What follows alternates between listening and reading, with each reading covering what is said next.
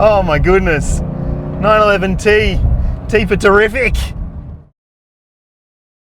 This is one of the best cars on earth. It's the Porsche 911, and this particular one is the Carrera T, the entry-level manual version with rear-wheel drive, rear-wheel steer, plenty of spec, and wow, plenty of grunt too. I'm going to tell you what it's like to drive, other things you need to know about the ownership experience, and also the best alternatives to it. So stick around. If you haven't already, please subscribe and ring the bell. Let's get to it. This is going to be fun, people. The 911T is the second step up the 911 Carrera lineup, and well, the entry-level version is an automatic, and then you've got this one, then you've got the more powerful Carrera S, and it builds and builds beyond that. But this 911T could be the sweet spot if you are looking for a manual transmission version of the 911, because it's exclusively available with the manual gearbox. It's a 6-speed with a walnut gear knob. You're also getting a little MT badge in there and an icon for the shift pattern on the passenger side. You can even option it with puddle lights that show you the shift pattern as well. 600 bucks extra, could be worth that for the party trick factor. And look, let's talk about money, because it is more than $300,000 for the coupe version. If you choose the cabriolet, it pushes the price even higher than that. And hey, you can spec your 911 to a very high level if you want to. The configurator is amazing fun if you do want to have a bit of time wasting at work. But this one here is about $340,000 before on-road costs. So yeah, not a cheap car, but it is getting a fair amount of standard equipment, which is pretty impressive. There's things like rear wheel steering. You've also got a lowered sports suspension setup. You've got a leather wrapped and heated GT sports steering wheel. There are 4-way power adjustable front seats, but this one has the 18-way adjustable seats. And there's a bunch of different interior stuff as standard too, including a touchscreen media system with Apple CarPlay and Android Auto. You've got a digital instrument cluster as well. There's keyless go, a Bose surround sound system, digital radio, a surround view camera system too to help you park and not scratch those lovely looking rims. And speaking of those rims, you're getting 20-inch wheels at the front and 21s at the back. And obviously you can adjust the spec to suit your tastes, your requirements. You can have it without the stripes and stickers. You can have it with different looking wheels, and you can spec it to how you want. This car has a bunch of extra features added to it, including the $5,000 sunroof, the $5,000 nose lift at the front, which is, well, money well spent, I would say, and the $6,000 matrix LED headlights too. So it has heaps and heaps of stuff and heaps of stuff added, and it's heaps expensive. But let's talk about some alternatives that you might want to consider if you're thinking about buying a sports car, because, well, there are some good ones out there, and even some other Porsches. Okay, if you're a lucky enough person to have the kind of money to spend on a car like this, well, you might want to go and have a look at something like a Chevrolet Corvette. In particular, I would suggest the e-hybrid would be a very good choice. It's all-wheel drive. It's faster than this, significantly faster than this, in fact. And it's also a mid-engine supercar with some pretty amazing dynamics to it. Now, you might want to watch my review of the Corvette E-Ray, because I was absolutely blown away with that car, and I think it could be a very good choice as an alternative to this, but it's a very, very different drive experience to this as well. And if you are thinking Porsche is the way I want to go, it might be worth having a think about the 718 Cayman GTS 4-litre or the drop-top Boxster with the same engine. It is an absolute cracking machine, that GTS version of the 718. And if you aren't sure if a 911 is right for you, well, it would be the best alternative to turn to, and you could save yourself 130,000 bucks or so in the process. But seriously, if money is no object, a 911 is a must-have in my opinion, because, well, it's the consummate sports car with practicality on its side. We'll get to that shortly. What do you think? Have your say in the comments. The 911 is smaller than you might expect. It is 4.5 meters in length on a very, very small 2.4 meter wheelbase. And obviously those wheels do fill the arches nicely, don't they? Have a look at those dimensions on screen and it'll give you an idea that this is a relatively compact, but still pretty broad-shouldered vehicle. Now, it is also a little lower in Carrera T, guys, 115 millimeter ground clearance. And this one does have the nose lifter, so it will raise the nose up a little bit to give you a bit more ease of access when it comes to pulling into different locations. And you can save those locations on the sat-nav system as well, which is really, really good. Now, I'm going to show you the back here because, well, there is no boot. You can't open this glass section. This hatch is not openable. And that is a shame because I think it would add some practicality. Because in there you do have a bit of space, but you have to go in through the car and over the backs of the seats to get to it. And you can lower those seats down as well to give you about 360 litres of cargo capacity. That's sort of the same as a Golf GTI in terms of boot space, but there's also a frunk. So let's have a look at how much space it offers you. There we go. And yeah, you can see on screen there the cargo capacity for that section of the cargo area. And there's also some pretty good features in here. You've got a tyre repair kit, no spare obviously. And over there you've got a light as well, an emergency triangle. And that is a good enough space to put in some soft bags or maybe some small suitcases. So is it the most practical sports car on the planet? Probably not, but does that really matter? Let's have a look inside. All right, let's have a look at the interior of the 911T, and honestly, it's a pretty bloody nice place to sit. Maybe not as blingy as you might be hoping for in some ways. There's no like clever ambient lighting or anything like that. There is some ambient lighting, but no light strips on the dashboard, but you do get this nice blue blade that runs from coast to coast, and the blue theme continues in some of the graphics, as you can see on the digital instrument display there.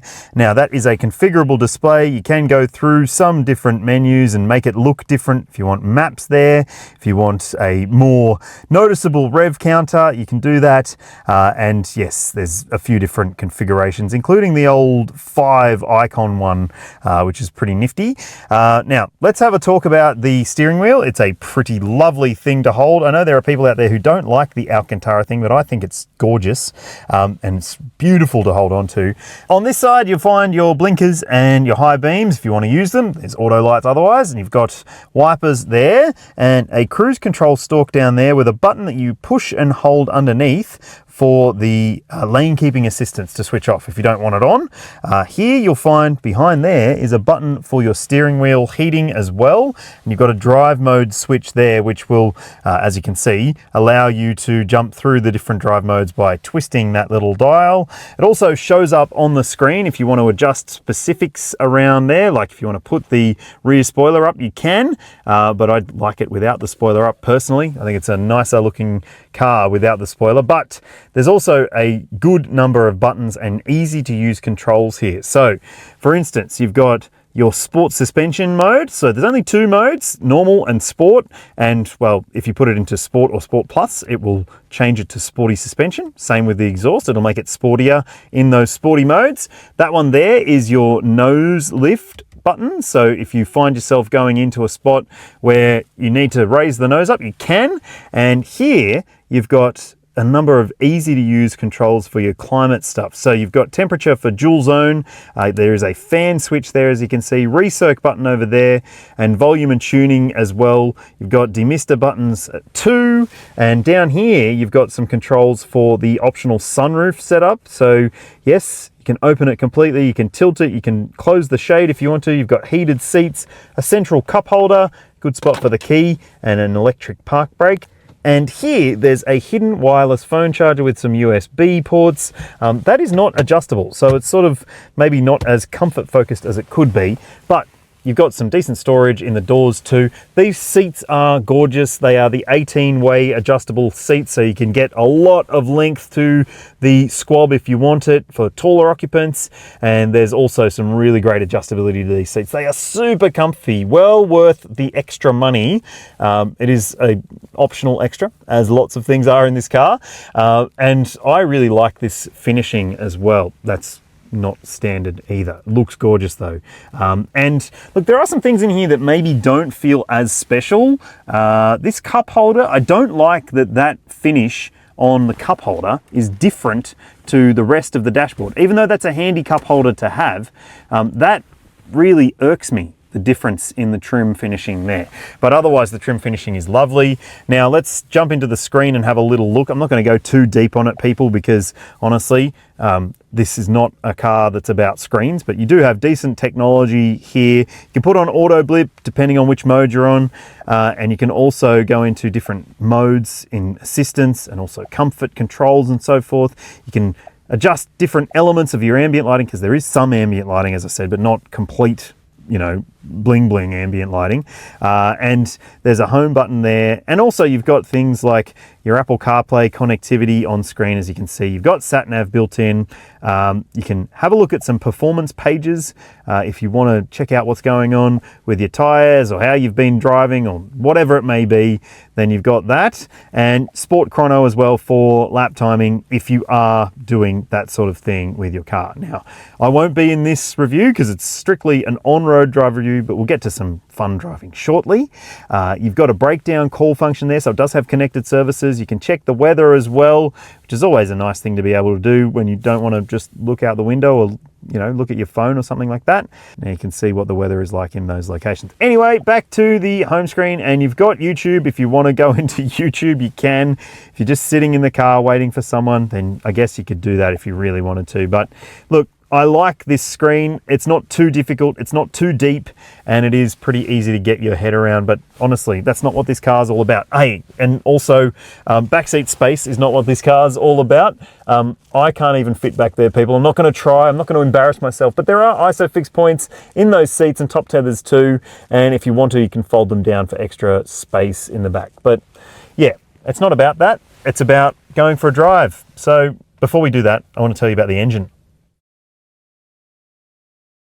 Okay, there are dozens of iterations of the 911, but the 911T has a 3-litre twin-turbo flat-6 engine with 290 kilowatts and 450 newton meters. Now, this one is 6-speed manual only, no PDK for the 911T nowadays. It is rear-wheel drive only, and the coupe versions can do 0 to 100 in a claimed 4.5 seconds, which is actually kind of slow by modern standards, and the cabriolet is 2/10 slower, 4.7 seconds. Yep, it's almost 10% slower than the base Carrera even, with the PDK auto box, but it's a manual. Come on, let's go drive it. I'll show you why it's so much fun. Okay, so as a daily driver, let's talk about what this 911T is like. And if you have the suspension raised, it can feel very, very pogo-y and bouncy because, well, it's designed to be raised for going over speed humps or sharp edges that you know are coming up, and you can save it if you do have the option box ticked for that raising suspension system. But for the most part, I think that the general ride comfort is not too bad. It is firm, it is sharp feeling, it's not crashy, it's not clumsy, and it won't make you feel like you're being bashed up or anything, but it is certainly not super comfortable. It doesn't have a comfort mode. All it has is normal and sport. So it's in normal right now, and I can feel a lot of the surface coming through into my buttocks. That's just how it is. And I do think that generally the ride is acceptable for a car like this. I think it's perfectly fine, in fact. But let's talk about the other day-to-day driving considerations. Steering, well, it's got four-wheel steering, so it does have a very, very good turning circle. At low speeds, it's specifically very impressive because you will find that you can turn around in spots that would typically take a 3-point turn to master, but in this car, yeah, not so much. Now, you can probably hear that. There's a bit less noise insulation in this car compared to the base Carrera, and on resealed surfaces like I'm driving on right now, that can be tedious because you can, well, hear a lot of stones being thrown up. Might not necessarily make you feel that confident about the longevity of your paint, for instance, but you can get a paint protection film fitted if you want to. So Otherwise, manual gear shift and this lovely engine. The engine's great. We'll get to more about that in the enthusiastic driving section, but the gear shift is pretty bloody good too. It's easy to modulate at low speeds, although I have stalled it a couple of times, I'll admit, because I was maybe babying it and trying to be a little too gentle, needed a bit more throttle, less clutch, but yeah, I've gotten used to it now, and at urban speeds, I think it's bloody excellent, and at highway speeds, it's really, really good too. And it does have a nice mechanical feel to the shift, so yeah, you can really feel it through your hand, through the body of the vehicle at times as well, which is kind of reassuring in its own way. And the clutch action, like I said, you get used to it pretty quickly.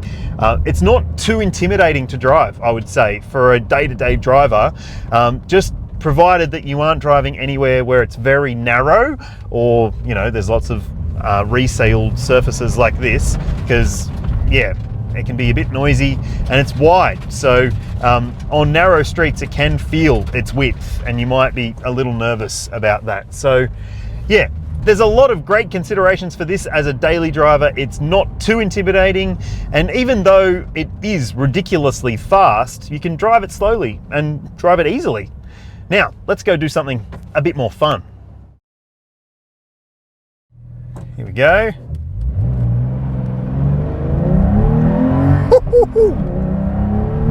Oh, that 3-litre engine, my goodness. And I'm in sport mode. This is not Sport Plus. I'm not doing anything too crazy. This is a public road. This shift is so good though. Oh my God. And the rev match, I mean, it's rev matching for me. I'm not heeling and towing people. And the 4-wheel steering is a really interesting sensation, I have to say. I'm not sure if I love it, because it does take away some of the pure dynamism of the car, compared to a standard one with regular front wheel only steering, not 4-wheel steering. 4-wheel steering, because it's designed to sort of help you pivot a little bit easier, it can make it feel a bit strangely balanced at times. So yeah, it might take some getting used to, I would suggest. Oh my goodness. Wow. Okay. Normal driving, who cares? This is what this car is about. And this is the slow one, remember? Oh my goodness. 911T. T for terrific. Don't really need much more than second gear here. Listen to that rev. Far out. We're not even at red line. That's 6,000 RPM. And it is singing. Oh man. I just love the way that Porsches drive. I don't love the 4-wheel steering per se, but I do love the way that these cars are so dramatic and theatrical, even when you aren't pushing it to its absolute limits, and nor to my limits. I wouldn't dare. Not on a public road anyway. The way that this engine just builds pace is so impressive. It's a twin turbo flat 6, but it doesn't really feel like it's twin turbocharged. It just has this linearity to it. And my God, I didn't even find the red line. Love that throttle blip, even though it's not me. Here we go, around here. Oh, I'm in love. I'm in love. The shift action is really lovely. It's a nice mechanical feel. As I said, around town, it is very easy to drive. At speed, it's even easier, and I think that's a really important consideration for a car like this, because it does have a really, really great linearity to the way that it behaves itself. It's predictable, it's manageable, it's unbelievably fast, and unbelievably fun as well.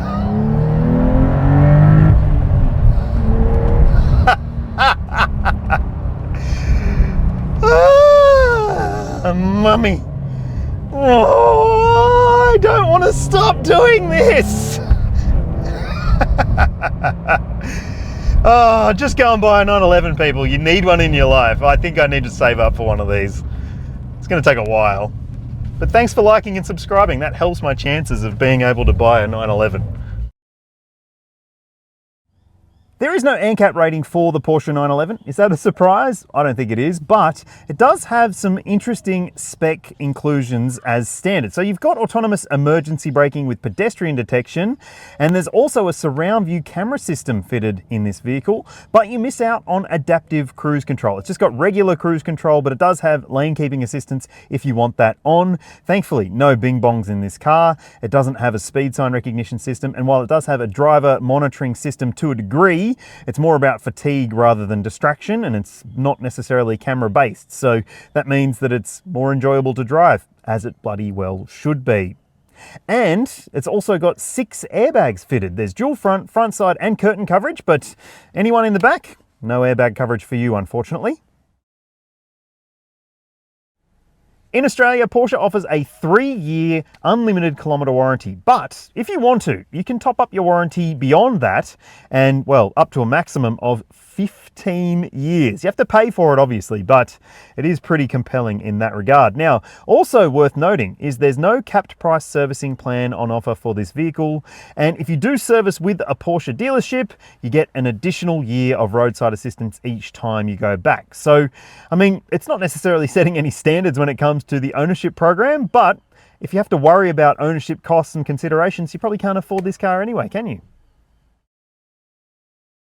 I think it's a question of whether you should buy the Porsche 911T or one of the other versions of this car, because honestly, there is plenty to choose from, and if your budget allows it, well, there might be better options higher up the range with a bit more grunt. But do you really need more grunt in a car like this? I'd love to know your thoughts. Is it more about the driving experience rather than the 0 to 100 times?